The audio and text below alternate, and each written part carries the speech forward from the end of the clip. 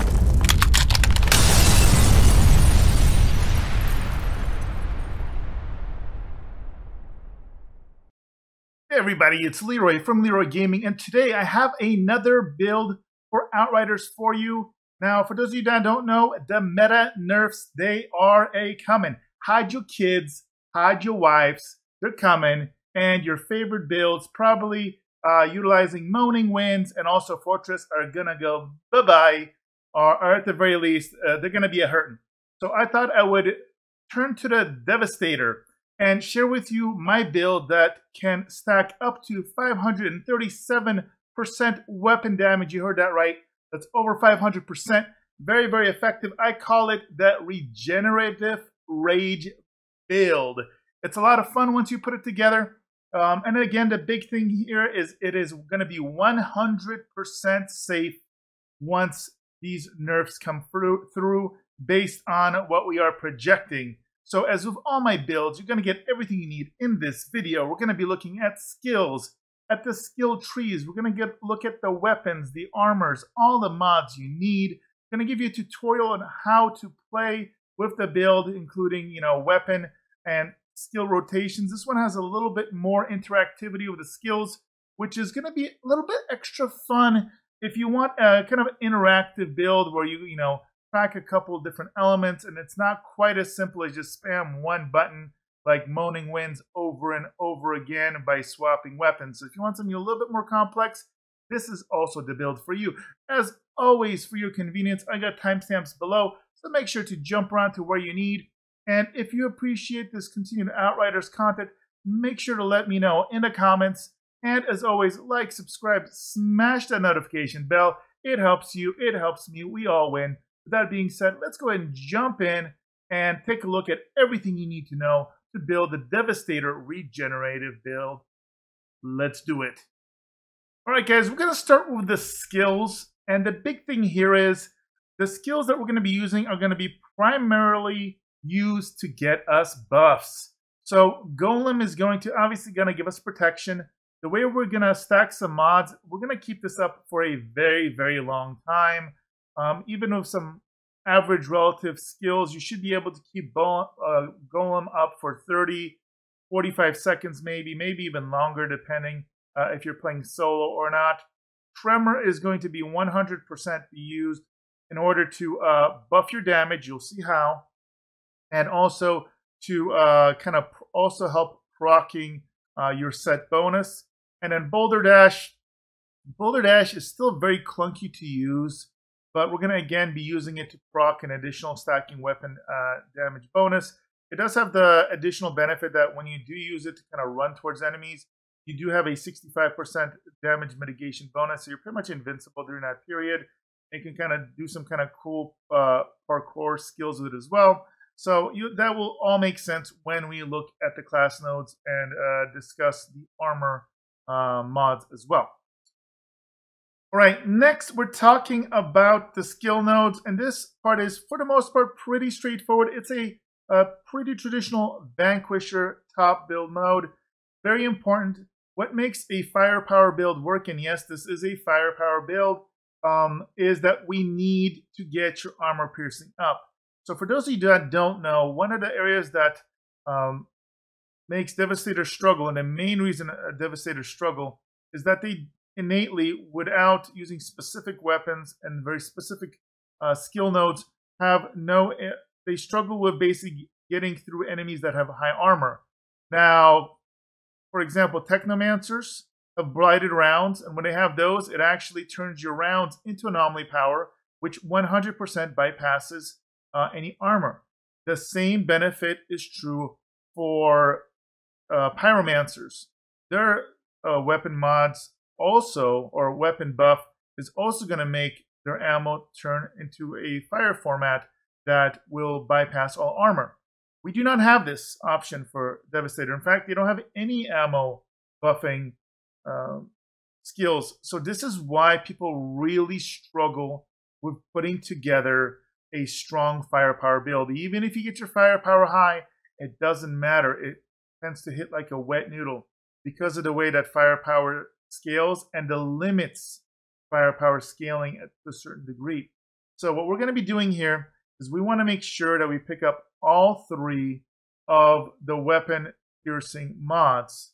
And so that's going to be 30%. And you're going to see we're going to get another 30% from our primary weapon, which is 60%. It's as good as it can get, basically.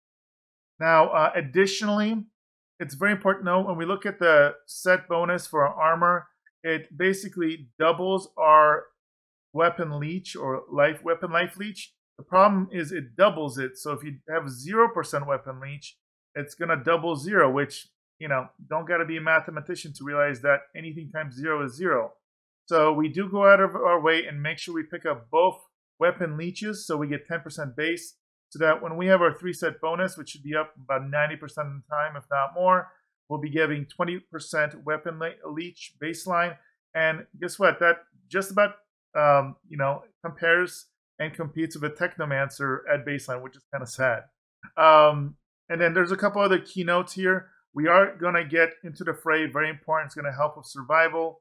Also, Altered Charge, the capstone, also going to help us with a nice DPS boost.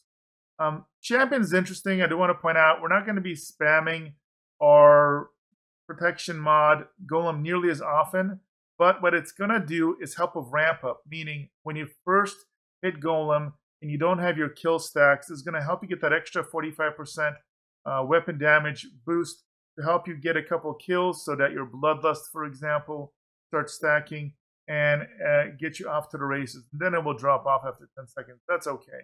Also, Salt Mash is going to help out here. We definitely want to make sure we get that cooldown as low as possible. This is also why we get this perpetual motion here, as well as perpetual motion here. Everything else is icing on the cake. Confrontation helps with survival a little bit. Bounty Hunter, very, very good node up here. Otherwise, very, very straightforward. Now let's talk about weapons. Again, no Moaning Winds. I want to make a quick comment on my sidearm. You can do whatever you want here. I have it here, but I never swap over to this weapon. You're going to be using your primary weapon, and then we're going to have a backup weapon in case you run out of ammo. And I do want to point out, the way this is built, we unfortunately do not have enough mod slots to do any combinations that will let us kind of get infinite ammo, but that's okay because you're going to have about 600 ammo in the submachine gun or so, and pretty close to that with the secondary. So you will be running around, and you just got to kind of retrain yourself to pick up ammo crates when you see them. And once you get used to that, it's not that bad.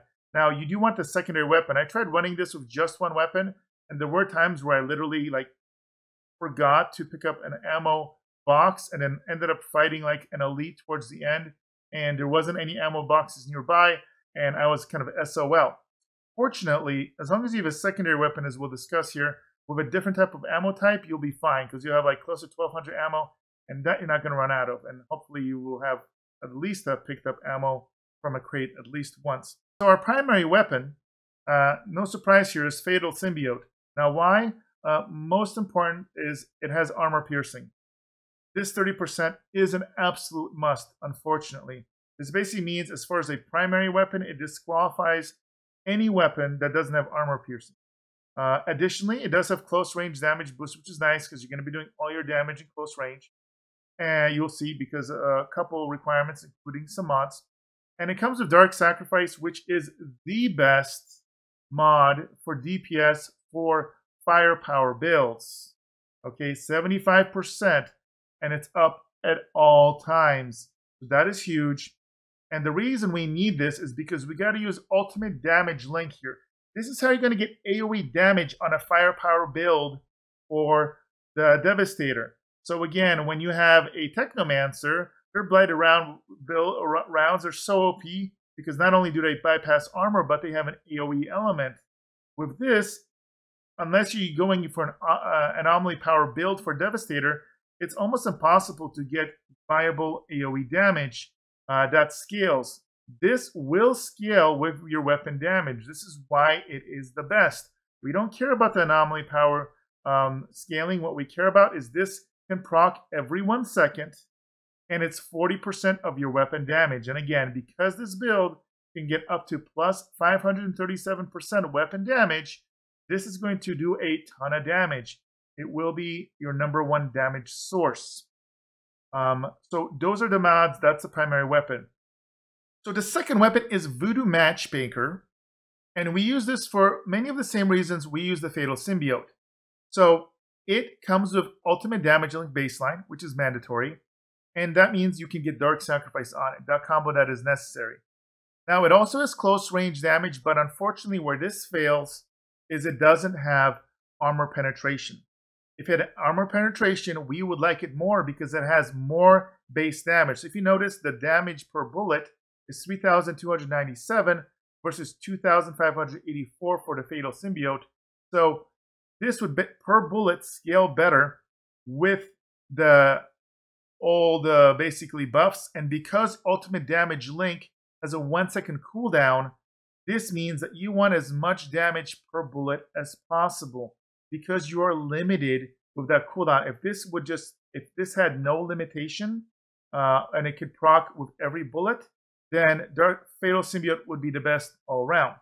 So this offsets it a little bit. The other benefit is the weapon life lead. So you're going to be swapping over to this in 2 situations. More often than not, when you run out of ammo, because they do have, this is a submachine gun, this is an assault rifle.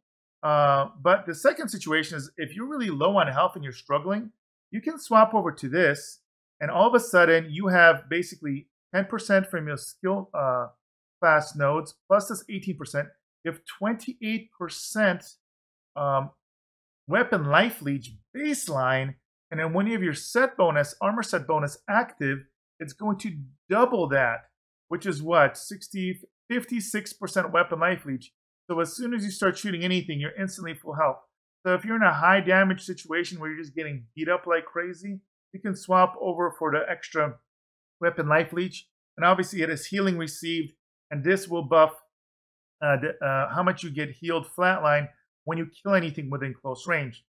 So it's kind of an oh shit button for health, but more often than not, you're going to be mainly using it if you run out of ammo on your submachine gun. So those are your two main weapons. You definitely want to get them. If you don't have them, I mean, do your best. Basically, ultimate damage link in order to do enough AoE damage is mandatory. And then you can basically pick weapons that have armor piercing and put the best possible other mod on there for you. Do note, if you're struggling, there is also a damage link. So not ultimate damage link, it's a tier 2 mod you can get. It's a lower percentage scaling. So for beginning, you can pick that up and slap it on any kind of gun that has armor penetration on it and a decent primary mod for damage, and it can kind of hold you over. But these are your goals for your number 1 and number 2 guns. All right, now let's talk about armor, and this is very, very specific and very important. We're going to go with the statue's headset, or not the statue's headset. It is just the statue set.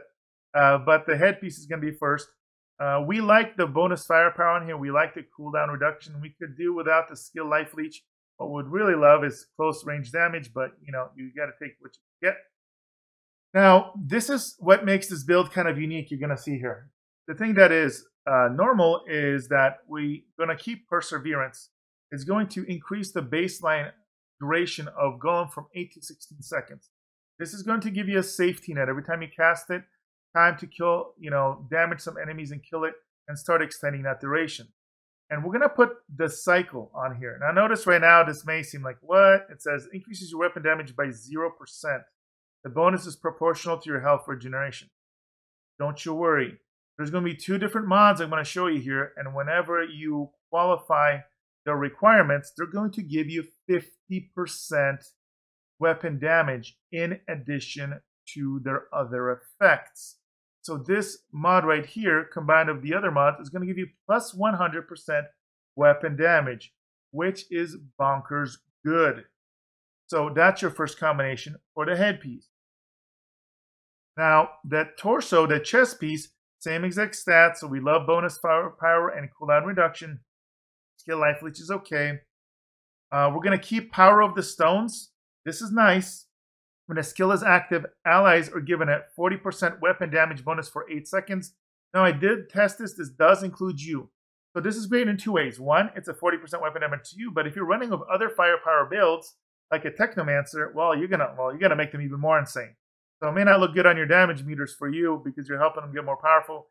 But, they are probably giving you a buff that helps you as well, and it's going to help you clear faster, so let's not be too greedy. But again, what's nice about this is it's going to let you use Tremor as a situational DPS kind of cooldown button. So when you are fighting a leech, you're not going to be always slamming Tremor just on cooldown. You're going to wait till a situation where you got an enemy that you need to get killed that's tougher. You slam that, you get the other benefits that we'll talk about in just a second, but you will also get this 40% here. And then Golem of Death is very important. When a skill is active, when Golem is active, it extends your duration by 2 seconds for each enemy killed. And because there are so many swarms of enemies, it's not unusual to, kill 10 enemies, and there you go, that's 20 more seconds. Your Golem buff that is originally 8 seconds, and you buffed it to be 16, is now 36 seconds, and you can keep doing this indefinitely as long as you keep killing things. Now, it will drop off eventually, and that's okay, because remember, you're going to get a nice little boost whenever you cast it as well, but hopefully it lasts through most of the dangerous situations. Now your legs. This is not perfectly rolled, but this is pretty darn close. So I have it with the best stats possible: bonus firepower, close range damage, and cooldown reduction. Now I have it rolled with Bloodlust, and Bleeding Impulse is put on it. So this is going to, the Bleeding Impulse is very important. So while Golem is active, you spawn radial impulses that inflict bleed on enemies within 10-meter radius every 2 seconds. Now remember, our Golem is lasting baseline 16 and very easily could last 30 seconds. It could last 40. It could last very, very long. So this is going to keep going. Now you can utilize this in numerous ways. Some people use it, and most people I've seen utilize this with a build that lets you use the Vampiric Bullets mod to basically get infinite ammo. But all that really does is gives you a convenience. It doesn't really increase your DPS that much. The way we're going to use it is going to increase your DPS by 50%. And you're going to see that in just a second. It's what makes this build so great. The reason I say this isn't perfect is because if I could take the time, if I had the time, I would re-roll a green until I got Bleeding Impulse as the primary. And instead of Bloodlust, we would get Sharp Eye. So Sharp Eye is the tier 3 mod that basically does the same thing roughly, but the difference is it stacks 3 times and it basically lasts 20 seconds. So it's easier to have an uptime because you're having drop off in 20 seconds instead of 10. But again, this is no chump of a mod. Bloodlust is a S tier, tier 2 mod. It is amazing for firepower builds. If I had room for both this and Sharp Eye, I would do it. But again, we work with whatever we can here. And for those that are wondering, here is the Sharp Eye mod on Sergio's Beret. It's the top mod, as you can see here. So killing enemies while aiming down sight grants you 16,000 firepower for 20 seconds, stacks up to 3 times. Do note, it has to be down sight. With this one, it doesn't have to the downside, but you got to get the kill shot. So this one technically gives you a little bit more firepower, but again, the big difference is the uptime. So I would prefer to have Sharp Eye, but I'm okay to have Bloodlust here. Right, next we have the gloves, and these are the statue's hands. Now, they have almost perfect stats. Now, with that being said, we have to deal with the fact that we don't have firepower on these gloves, but it's almost okay. I say almost okay because you get an extra boost to your health as a Devastator, a percentage health boost. And so this makes that max health of 42, 42, or 44, 42 a little bit better. Because you have so much natural regen and weapon life leech, it's just going to give you a little bit more of a buffer for survival. So that's okay. And what kind of balances out with the other set pieces is it not only has cooldown reduction, but it has that close range damage of 10%. The other ones have skill life leech, which doesn't do that much for us. So they kind of break even. None of the pieces are perfect, but none of them are junk. What is great here are the mods we put on here. Because again, remember, we're going to be in close range all the time. We're going to start with Human Fortress. And this is basically, while you have Tremor up, you receive 1290% health regeneration and basically 5300 armor while the skill is active. Now, why is this important? Well, number one, a low health regen is great. Armor is awesome because, again, we don't have other armor mods, so it's going to bump up your armor and get it to a nice little mitigation level. But most importantly is this is going to synergize with the mod on your helmet, the cycle. And doesn't show you right now, but this specific number, 1298 health regen, is going to equate to a 50% weapon damage buff. So this is why Tremor is going to become a DPS cooldown. You bust that whenever you want that 50% boost. You're hitting those tough enemies, and there you go. For 8 seconds, you're buffed. Don't forget, in case your golem is down, this will also activate your set bonus to increase your firepower by an additional 100%, and also double your weapon skill leech. So you're basically pretty much going to be invincible while this is up. And then to make things even better is stare into the barrel. Because you're going to be in close range constantly, and there are so many mobs in this game that are going to be swarming you, especially if you're going to play this in single player, is you're going to boost your firepower by 10,000 for each enemy in close range, up to 5. So this is up to 50,000 firepower. And the reason I want this is not only because of the fact that it stacks up to 5 times, but it's not kill shot reliant. So when you're just starting out, you're jumping to a bunch of enemies, you're not going to have your Bloodlust buff, for example, or you're not going to have your Sharp Eye if you happen to get that set up.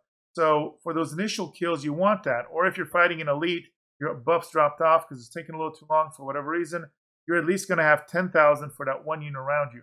So it's a safety net. And that brings us, ladies and gentlemen, to the boots. And these are perfectly rolled. So we're going to have cooldown reduction, close range damage, and bonus firepower. And the mods here are very critical. Now I'm going to use a mod that not very many people use because it's very situational. But in this situation, well, it's amazing. And that is Blood Potion. So Blood Potion says critical shots toward enemies in close range afflicted with bleed increase your health regeneration by 1290 for 5 seconds. So the reason this is so rare to be used is nobody else uses bleed and health regen and in close combat. So the only other kind of class that really goes close combat firepower is Trickster, but they don't use bleed in their build. So, and obviously nobody else really uses close range. We are all about close range. We are about bleeding because of the golem mod that we discussed earlier. And the health regeneration may sound familiar because that is the same exact amount of regen as our gloves. And pop quiz, ladies and gentlemen, did you listen earlier? How much damage buff do we get for this amount of regen? Did you guess 50% weapon damage? If you did, give yourself a cookie because you are right. So anytime you crit, you're going to proc this as long as enemies are bleeding. And because you're going to have golem up and you're going to be proccing that AoE bleed, everything's going to be bleeding consistently, so you can constantly proc this. Notice there is no cooldown. So as long as you crit, you are going to constantly refresh this and keep it up. So the uptime out, this is going to be insane. Now, it's going to be easy to crit because Fatal Symbiote shoots almost 900 rounds a minute. So you just spray relatively close to where the crit spot is for the monster. You're in close range, you're going to be critting. If you're not going to one-shot enemies, which you will against little stuff, you're going to be critting. So this is a really powerful combination. And again, it's going to stack with the other region you get. So just between these two buffs right here, when they're up, that's a 100% bonus. It gets bonkers. This is one of the keys to getting that huge potential 537% weapon damage boost. Now, that's not all, folks, because the other mod here is also very, very good. Primal Chain Gun with Boulder Dash. Every enemy damaged by the skill increases your weapon damage by 15% for 10 seconds, stacks with 5 times. So when maxed out, if you can hit 5 enemies of this, it is going to give you another 75% weapon damage.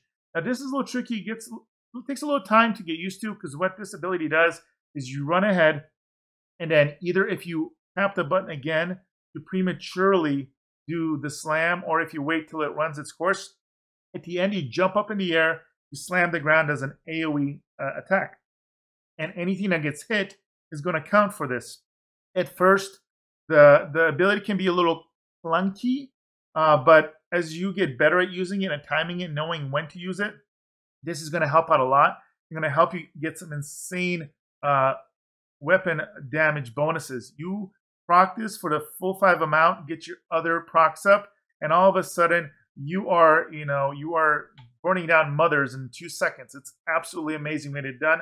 Again, a little bit more of a skill ceiling, but this is a must, and it helps out your damage a ton, in addition to giving you a little extra survival and mobility with the actual Boulder Dash skill. All right, now that we've looked at the armor, weapon, and all the mods, let's look at the weapon and skill rotation. Most of this is going to be around skill rotation. First thing you got to learn about this playstyle is you got to get used to being close range. So close range counts as 10 meters or less. So that's about this far away from your Tiago. It's a little tricky. Now, the reason the gun we have here, this little symbiote gun, is good is because 15 meters is its max range. So if you're used to kind of fighting in medium range or further away, if you like a Technomancer main or something like that, this is going to help train you. It's like training wheels, because if you're at 15, you're not hitting. You get a little closer. Obviously, between 15 and 10 is kind of a danger zone until you learn. But you're just going to eventually figure out that sweet spot for the range. And so the way you want to initiate fights is one of 2 ways. If you're going to have multiple enemies you're going to run into, and you do this run, you can tap it a second time to prematurely have it slam. Hopefully you hit multiple things, and you immediately hit your golem. Now you got 16% or 16 seconds on this, and your goal is to immediately try and get some headshots, because that's going to proc that blood potion to get your damage buff up. And again, focus on small enemies, not your elites, if you can, so you can get your kill shots up and start increasing the duration of your golem buff. Now, at any given time, if you have an elite around you and you need to kill it, you need a little extra boost of DPS, all you got to do is slam that tremor, and it's an extra 50% damage right there. You get the extra benefits of the tremor, but that's not what you're signing up for. You're signing up for that 50% extra damage, and all of a sudden burst down your enemies. You're good to go. Now, obviously, Golem's going to drop off sometime. That's fine. Anytime the Boulder Dash is ready to go, use it. Because don't forget, the capstone from your skill line is whenever you bust this out and use this Boulder Dash, you're going to get an extra 70% weapon damage. So if we take a look at it really quick, this 70% plus an additional up to 75% damage if you hit 5 enemies with this Boulder Dash ability. That's crazy. That's 145% damage for 10 seconds just from comboing that. And here's the nice thing. If you get the equipment I told you about in the skill tree, the cooldown is 10.5 seconds. It literally, you can have a 97%, 98% uptime on this buff. That's great. Also, don't forget your tremor's not bad, 13.8 seconds. This lasts 8 seconds. And then your golem, again, it has a 16.5% cooldown, second cooldown, which is not the end of the world, because again, you have this up for between 30 and, or 16 and 30 or 40 seconds, and then it's down for 16. Not a bad deal. You know, to keep yourself alive, you can, worst case scenario, cycle this, have this up for 8, and this is almost back and ready to go once your tremor is over. So that is basically the weapon combo. Do note, again, very easy. If you're like real low on health, you're getting beat up, swap over to this gun. It's going to work in the same exact way. You're going to be in close range again. So either if you're out of ammo, you notice I had 640 ammo in that one, and this one I believe had 640 as well before I refreshed. So that's a ton of ammo. That's the only difference in the playstyle. You swap between these as you need for either a little extra survivability with the voodoo gun, that looks amazing, or the submachine gun for most damage, and use that weapon rotation. Alright guys, so that's everything you need as far as the build. Now I'm going to show you a run through utilizing this build, a CT15 clear. Again, I made this build, but I'm not a master of it. I don't main Devastator like firepower builds. So my playstyle, rating that video that I recorded for this, I'd give it like a B- B maybe. If you can get really good at this, you can just smash things so fast. If you get really good with your rotation, optimizing your uptime of your buffs, slamming things with your kind of rush ability, you can get really, really nuts. But even when you're learning, you're still going to be decent. You're going to be super tanky. It's going to be a lot of fun. So enjoy this run. And at the end, remember I highlight kind of the DPS numbers if you want to see the breakdown damage of the mods, etc. They'll be there. Again, for those of you that watch till the end of the video, thank you so much. Don't forget to like, subscribe, smash that notification bell for more videos. And especially since we're in this little bit of information right now, let me know what kind of videos you want to see below in the comments. All right, guys, enjoy the rest of the video.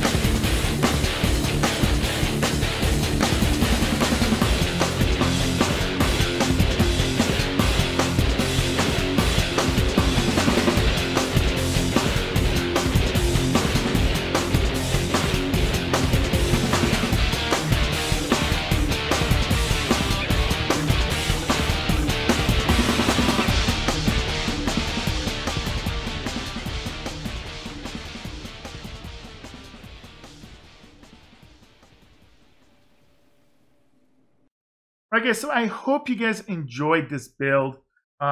If you did, as always, please remember, like, subscribe, smash the notification bell. Let me know your thoughts in the comments. If you want to interact with me, or you're new to the game, or you're coming back, I do stream on Twitch 4 days a week currently, twitch.tv/Leeroy Gaming stream. You can also see a link to that below, as well as a link to my schedule and the exact times. I do a split of morning and evening sessions. So no matter where you're in the world, hopefully you can catch one of those. Join me, have some fun, get some runs. It is one of the last places you can come and get some good runs, and I feel like it. And still have a great community. Don't forget the Discord. That is in the link below as well. All right, guys, thank you for watching. Thank you for all the support, and I'll see you in the next video.